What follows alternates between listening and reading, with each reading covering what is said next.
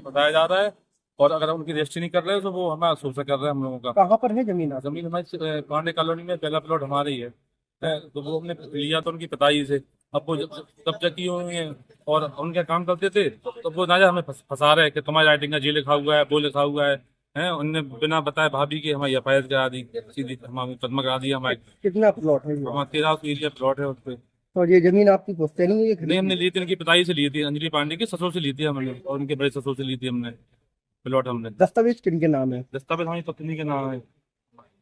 आज वहाँ ज्ञापन देने आए? हम DM साहब को ज्ञापन देने आए थे कि हमारा प्लॉट कब्जा मुक्त कराया जाए। साहब, हमारी बेटी की जान का और हमारे दोनों खतरा है।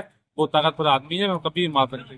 कल वो झूठा मुकदमा लिखवा रहे थे कि हम लोग परसों कि ITI पे बाप बेटे आए, हमें दम देने आए हैं, और मतलब चक्कर लगा के हमें, मतलब हमें बेटे को रात के 2 बजे व्हाट्सअप कर रहे हैं, मतलब डरा रहे, धमका रहे हम लोगों को। कितने कितने दिन पुराना वो हो गए होंगे जमीन का प्रकरण से?